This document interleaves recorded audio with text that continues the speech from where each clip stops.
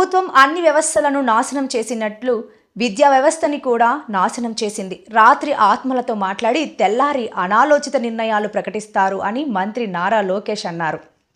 గురు బ్రహ్మ గురు విష్ణు గురుదేవో మహేశ్వర గురు సాక్షాత్ పరబ్రహ్మ తస్మై శ్రీ గురువే నమః. తలరాతును రాసేది బ్రహ్మ అవుతే తలరాతును మార్చేది గురువులు. విద్యార్థుల భవిష్యత్తు బంగారంగా మార్చేది ఉపాధ్యాయులు. విద్యా వ్యవస్థలో అనేక సంస్కరణలు తీసుకొచ్చిన దేశం మొదటి విద్యాశాఖ మంత్రి మౌలానా అబుల్ కలాం ఆజాద్ గారు. ఆయన జన్మదినోత్సవం సందర్భంగా జాతీయ విద్యా దినోత్సవం జరుపుకుంటాం. నాకు చాలా సంతోషంగా ఉంది. వరదల కారణంగా మనం ఈ కార్యక్రమం టైంకి జరపలేకపోయాం. అందరం చూసాం. ఒక పక్కన విజయవాడ మొత్తం నీలమట్టం అయినప్పుడు ప్రజల కోసం జేసీబీ ఎక్కి ప్రజల్లో తిరిగి వచ్చి ప్రజల సమస్యలు తెలుసుకున్న తర్వాత మా అందరికీ మాస్టర్ లాగా క్లాసులు తీసుకుని ఎందుకు మీరు డ్రోన్లు వాడలేరు, ఎందుకు మీరు ఇంకా ఇది చేయలేరు, బొడమేరు బ్రీచ్ కిలోమీటర్ అయిందంటే 24 గంటలు ఎట్లా పూడ్చాలో మీరు వర్కౌట్ చేయండి అని ఆదేశాలు జారీ చేసి ఆనాడు ముఖ్యమంత్రి గారు మమ్మల్ని అందరినీ రోడ్డెక్కిస్తాం జరిగింది. ఉపాధ్యాయుల వృత్తి అంటే మనకి మొట్టమొదటిగా గుర్తొచ్చే వ్యక్తి డాక్టర్ సర్వేపల్లి రాధాకృష్ణన్ గారు.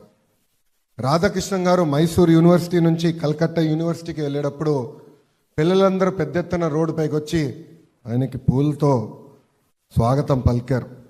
ఉపాధ్యాయులు మాత్రమే ఇంత గొప్ప గౌరవం దక్కుతుంది. గతంలో ఉపాధ్యాయుల్ని మద్యం షాపుల ముందర నిలబెడతాం, మనందరం చూసాం. ఉపాధ్యాయుల్ని గౌరవించే ప్రజా ప్రభుత్వం ఈరోజు మీ ముందర నిలబడుతుంది.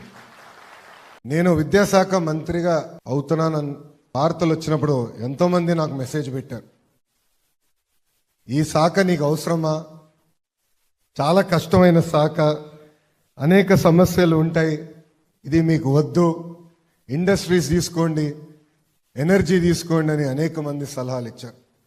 వాళ్ళందరినీ ఒకటే చెప్పాను, స్టాన్ఫర్డ్లో ఎంబీఏ చేసిన నేను ఈ శాఖని తీసుకుని మార్పులు చేర్పులు తీసుకొస్తా, ఒక ఛాలెంజ్గా భావించి ఆంధ్ర రాష్ట్ర విద్యా వ్యవస్థని భారతదేశంలోనే నంబర్ 1 స్థానంలో నిలబెడతానని వాళ్ళందరూ చెప్తాం జరిగింది.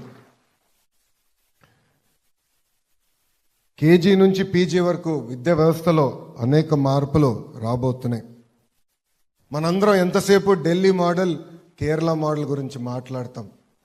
మీ అందరి సహకారంతో 5 సంవత్సరాలు ఆంధ్రప్రదేశ్ మోడల్ ఏంటో దేశానికి కలిసికట్టుగా చూపిద్దామని ఈ సభాముఖంగా కోరుతున్నా.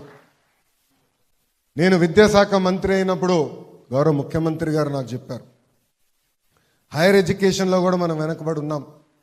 ఎన్ఐఆర్ఎఫ్ ర్యాంకింగ్లో భారతదేశంలోనే 9వ స్థానంలో ఉన్నాం, 3వ స్థానానికి తీసుకురండి. ప్రపంచంలోనే వచ్చే 5 సంవత్సరాలు ఒక గవర్నమెంట్ యూనివర్సిటీ, ప్రభుత్వ యూనివర్సిటీ ప్రపంచంలోనే 100 స్థానాల్లో ఒక స్థానం కైవసం చేసుకోండి అనే ఆదేశాలు గౌరవ ముఖ్యమంత్రి గారు జారీ చేశారు. విలువలతో కూడిన విద్య చాలా చాలా అవసరం. మార్కులు, ర్యాంకులు ఎంత ముఖ్యమో విలువలు కూడా అంతకన్నా ముఖ్యం. మహిళల్ని గౌరవిస్తాం, ఇతరులకి సహాయపడతాం, ఉపాధ్యాయుల్ని గౌరవిస్తాం లాంటి విలువలు విద్యలో చాలా చాలా అవసరం. ఈరోజు ఒక విషయం నాకు నిజంగానే బాధ కలుగుతుంది. మనందరం ఇతర దేశాలకు వెళ్ళినప్పుడు రోడ్డు పైన చెత్తేయం, కానీ అదే మనం తిరిగి మన దేశానికి వచ్చినప్పుడు ఎయిర్పోర్ట్ దాటిన వెంటనే చెత్త రోడ్డు పైన వేస్తాం. అంటే సివిక్ రెస్పాన్సిబిలిటీ, మారల్ రెస్పాన్సిబిలిటీ విద్యలో చాలా చాలా అవసరం. సమాజానికి ఉత్తమ పౌరుల అందించే బాధ్యత మనందరి పైన ఉంది. ఆ శక్తి ఇక్కడున్న ఉపాధ్యాయులకి తక్కుతుందని ఈ సభాముఖంగా తెలుపుతున్నాను. రాబోయే 5 సంవత్సరాల్లో ప్రైవేట్ పాఠశాలతో ధీటుగా ప్రభుత్వ పాఠశాలను తీర్చిదిద్దే బాధ్యత నేను తీసుకుంటాను. నా బలగం ఇక్కడున్న ఉపాధ్యాయులు. ఇది సాధించాలంటే మీ అందరి సహకారం నాకు చాలా చాలా అవసరం. విద్యా వ్యవస్థ రాజకీయానికి దూరంగా పెట్టాలని లక్ష్యంగా మీ ప్రభుత్వం పనిచేస్తుంది. గత ప్రభుత్వంలో పేర్లు, రంగులు, ఫోటోలు పిచ్చి మనందరం చూసాం. కానీ నేను మంత్రి అయిన తర్వాత ప్రభుత్వ ఫోటోలు, క్షమించాలి, గౌరవ ముఖ్యమంత్రి గారి ఫోటో, విద్యాశాఖ మంత్రి గారి ఫోటో ఏ మెటీరియల్లో ఉండకూడదని అధికారులకు నేను ఆదేశాలు జారీ చేశాను. దానికి నిదర్శనం మీరు చూస్తే బ్యాక్గ్రౌండ్లో కూడా ఎక్కడ మా ఫోటో కూడా ఈరోజు లేదు. అంతేకాదు ప్రభుత్వ పథకాలు కూడా పెద్దల పేర్లు పెట్టాం. డాక్టర్ సర్వేపల్లి రాధాకృష్ణన్ గారు, ఏపీజే అబ్దుల్ కలాం గారు, డొక్కా సీతమ్మ గారు లాంటి గొప్ప వ్యక్తులు పేర్లు కూడా పెడతాం జరిగింది.